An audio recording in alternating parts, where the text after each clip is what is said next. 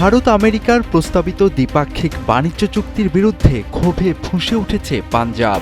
উত্তরপ্রদেশ সহ ভারতের বিভিন্ন রাজ্যের রাজপথে নেমে এসেছে হাজারো কৃষক ও শ্রমিক। অল ইন্ডিয়া কিষাণ সভা এবং কিষাণ মজদুর মোর্চার ব্যানারে হাজার হাজার ট্রাক্টর ও বাইক নিয়ে শহর অবরোধ করে তীব্র বিক্ষোভ প্রদর্শন করেছেন তারা। 2025 সালের ফেব্রুয়ারিতে বাণিজ্য আলোচনার আনুষ্ঠানিক ঘোষণার পর নানা কূটনৈতিক টানাপোড়েন শেষে এক বছরের মাথায় 2026 সালের ফেব্রুয়ারিতে ভারত ও আমেরিকা একটি অন্তর্বর্তীকালীন বাণিজ্য চুক্তি স্বাক্ষর করে। আর এরপর থেকে নিজেদের অস্তিত্ব টিকিয়ে রাখার লড়াইয়ে নেমেছে দেশটির কৃষকরা। কিন্তু কেন, কি আছে সেই চুক্তিতে? মূলত এই চুক্তির মাধ্যমে মার্কিন পণ্যের বাজার বাড়াতে ভারত সব ধরনের মার্কিন পণ্য, এমনকি মার্কিন কৃষি পণ্যের ওপর থেকেও আমদানি শুল্ক তুলে নেয়া এবং কিছু ক্ষেত্রে চলমান শুল্কের হার একদম কমিয়ে ফেলার বিষয়ে সম্মত হয়েছে। অপরদিকে এসবের বিনিময়ে আমেরিকা কেবলমাত্র ভারতীয় টেক্সটাইল ও চামড়াজাত পণ্যের ওপর আরোপিত শুল্ক 25% থেকে কমিয়ে 18% করার প্রস্তাব দিয়েছে। সব মশার বিরুদ্ধে সুরক্ষা দিতে এলো বসুন্ধরা এক্সট্রিম অ্যারোসল, মশার বিরুদ্ধে এক্সট্রিম সুরক্ষা।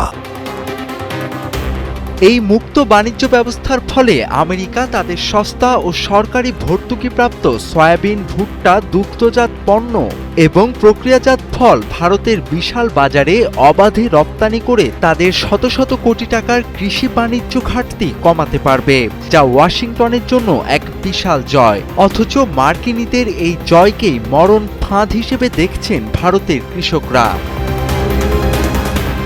ভারতীয় কৃষকরা নিজেদের সাথে মার্কিনীদের তুলনা করে বলেন, আমেরিকার খামারগুলো হাজার হাজার একর বিস্তৃত এবং সম্পূর্ণ যান্ত্রিক, তাদের উৎপাদন ক্ষমতাও কম নয়।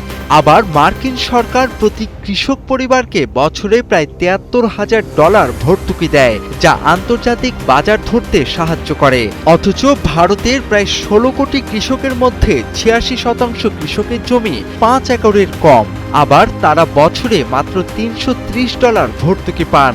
ফলে মার্কিন কৃষকদের সাথে প্রতিযোগিতা ভারতীয় কৃষকদের জন্য মোটেই সহজ নয়। এদিকে শুল্কমুক্ত সস্তা মার্কিন পণ্যের আগ্রাসনে দেশীয় ডেইরি, পোল্ট্রি ও আঞ্চলিক শস্যের অভ্যন্তরীণ বাজার পুরোপুরি ধসে পড়বে।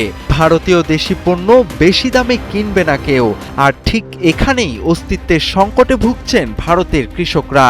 তারা বলছেন, অংশীজনদের অন্ধকারে রেখে করা এই দেশবিরোধী চুক্তি অবিলম্বে বাতিল করতে হবে এবং কর্পোরেট স্বার্থের বদলে প্রান্তিক চাষিদের অর্থনৈতিক নিরাপত্তা দিতে হবে। তোফায়েল আহমেদ, কালের কণ্ঠ।